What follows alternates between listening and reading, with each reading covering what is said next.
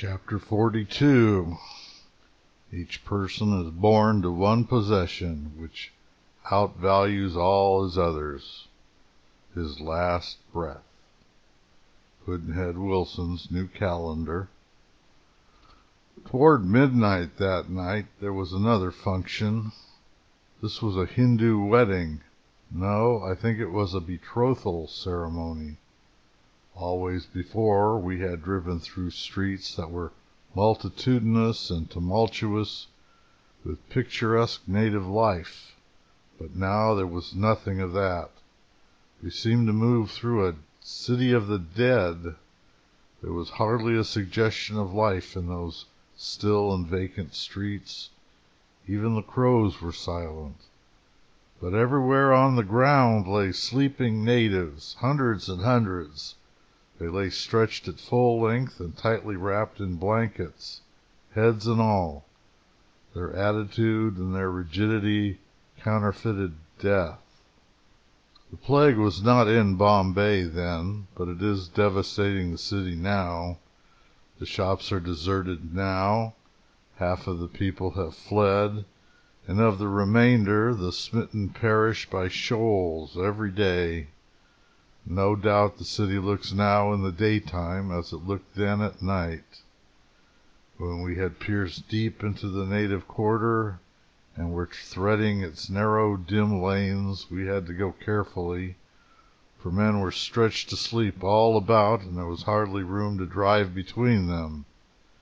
And every now and then a swarm of rats would scamper across, past the horses' feet in the vague light, the forebears of the rats that are carrying the plague from house to house in Bombay now. The shops were but sheds, little booths open to the street, and the goods had been removed. And on the counters families were sleeping, usually with an oil lamp present. Recurrent dead watches, it looked like. But at last we turned a corner and saw a great glare of light ahead. It was the home of the bride, wrapped in a perfect conflagration of illuminations, mainly gaswork designs, gotten up specially for the occasion. Within was abundance of brilliancy, flames, costumes, colors, decorations, mirrors. It was another Aladdin show. The bride was a trim and comely little thing of 12 years, dressed as we would dress a boy, though more expensively than we should do it, of course. She moved about very much at her ease, and stopped and talked with the guests, and allowed her wedding jewelry to be examined. It was very fine, particularly a rope of great diamonds, a lovely thing to look at and handle. It had a great emerald hanging to it. The bridegroom was not present. He was having betrothal festivities of his own at his father's house.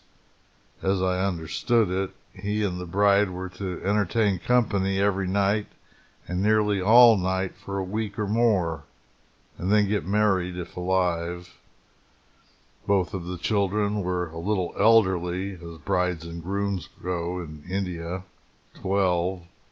They ought to have been married a year or two sooner. Still, to a stranger, 12 seems quite young enough. A while after midnight, a couple of celebrated and high-priced Nautch girls appeared in the gorgeous place, and danced and sang, and with them were men who played upon strange instruments which made uncanny noises of a sort to make one's flesh creep. One of these instruments was a pipe, and to its music the girls went through a performance which represented snake charming.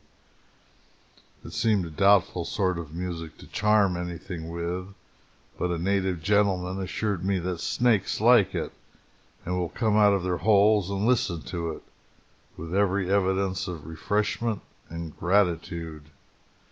He said that at an entertainment in his grounds once, the pipe brought out half a dozen snakes, and the music had to be stopped before they would be persuaded to go. Nobody wanted their company. for they were bold, familiar, and dangerous. But no one would kill them, of course, for it's a sin for a Hindoo to kill any kind of a creature. We withdrew from the festivities at 2 in the morning. Another picture, then, but it has lodged itself in my memory rather as a stage scene than as a reality. It is of a porch and short flight of steps crowded with dark faces and ghostly white draperies flooded with a strong glare from the dazzling concentration of illuminations, and midway of the steps one conspicuous figure for accent, a turbaned giant, with a name according to his size, Rao Bahadur Baskareo Balingkanji Batali, Vakil to His Highness the Gakwar of Baroda. Without him the picture would not have been complete, and if his name had been merely Smith, he wouldn't have answered. Close at hand, on house fronts on both sides of the narrow street, were illuminations of a kind commonly employed by the natives, scores of glass tumblers containing tapers, fastened a few inches apart all over great latticed frames, forming starry constellations which showed out vividly against their black backgrounds. And as we drew away into the distance, down the dim lanes, the illuminations gathered together into a single mass and glowed out of the enveloping darkness like a sun. Then again the deep silence and the scurrying rats, the dim forms stretched everywhere on the ground, and on either hand those open booths counterfeiting sepulchres, with counterfeit corpses sleeping motionless in the flicker of the counterfeit death lamps. And now, a year later, when I read the cablegrams, I seem to be reading of what I myself partly saw before it happened, in a prophetic dream, as it were. One cablegram says, "Business in the native town is about suspended, except the wailing and the tramp of the funerals. There is but little life or movement. The closed shops exceed in number those that remain open." Another says that 325,000 of the people have fled the city and are carrying the plague to the country. 3 days later comes the news, the population is reduced by half. The refugees have carried the disease to Karachi. 220 cases, 214 deaths. A day or two later, 52 fresh cases, all of which proved fatal. The plague carries with it a terror which no other disease can excite, for of all diseases known to men it is the deadliest, by far the deadliest. 52 fresh cases, all fatal. It is the Black Death alone that slays like that. We can all imagine, after a fashion, the desolation of a plague-stricken city, and the stupor of stillness broken at intervals by distant bursts of wailing, marking the passing of funerals, here and there and yonder. But I suppose it is not possible for us to realize to ourselves the nightmare of dread and fear that possesses the living who are present in such a place and cannot get away. That 500,000 fled from Bombay in a wild panic suggests to us something of what they were feeling, but perhaps not even they realized what the 500,000 were feeling, whom they left stranded behind to face the stalking terror without chance of escape. Kinglake was in Cairo many years ago during an epidemic of the Black Death, and he has imagined the terrors that creep into a man's heart at such a time, and follow him until they themselves breed the fatal sign in the armpit, and then the delirium with confused images, and home dreams, and reeling billiard tables, and then the sudden blank of death.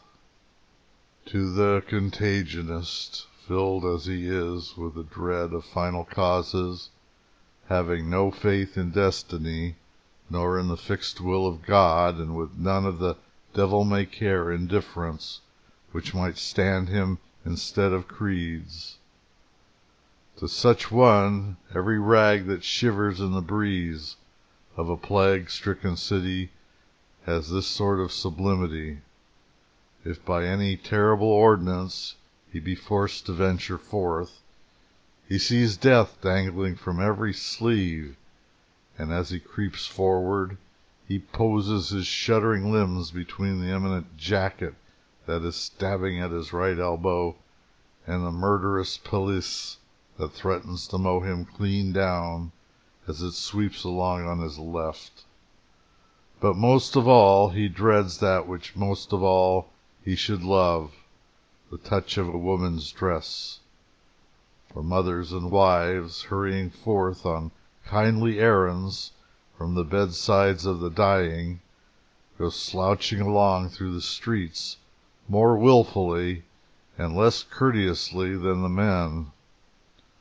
For a while it may be that the caution of the poor Levantine may enable him to avoid contact, but sooner or later, perhaps, the dreaded chance arrives, that bundle of linen, with the dark tearful eyes at the top of it, that labors along with the voluptuous clumsiness of Grissi.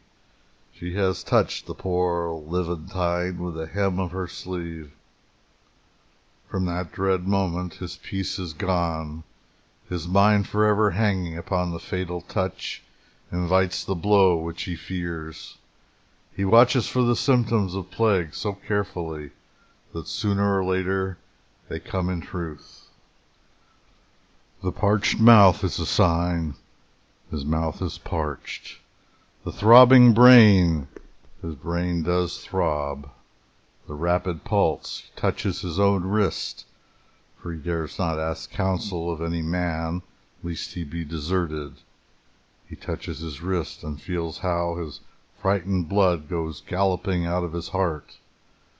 There is nothing but the fatal swelling that is wanting to make his sad conviction complete. Immediately he has an odd feel under the arm. No pain, but a little straining of the skin. He would to God it were his fancy that were strong enough to give him that sensation. This is the worst of all. It now seems to him that he could be happy and contented with his parched mouth and his throbbing brain and his rapid pulse, if only he could know that there were no swelling under the left arm. But dares he try? In a moment of calmness and deliberation he dares not.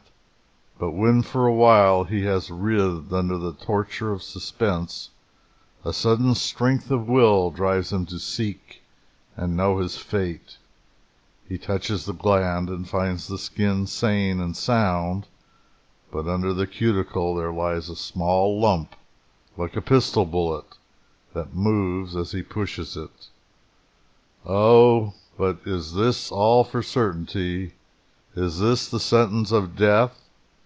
Feel the gland of the other arm. There is not the same lump exactly. It's something a little like it. Have not some people glands naturally enlarged? Would to heaven he were one. So he does for himself the work of the plague. And when the angel of death, thus courted, does indeed and in truth come, he has only to finish that which has been so well begun. He passes his fiery hand over the brain of a victim, and lets him rave for a season. But all chance-wise of people and things once dear, or of people and things indifferent. Once more the poor fellow is back at his home in fair Provence, and sees the sun-dial that stood in his childhood's garden, sees his mother, and the long-since forgotten face of that little dear sister. He sees her, he says, on a Sunday morning. for all the church bells are ringing.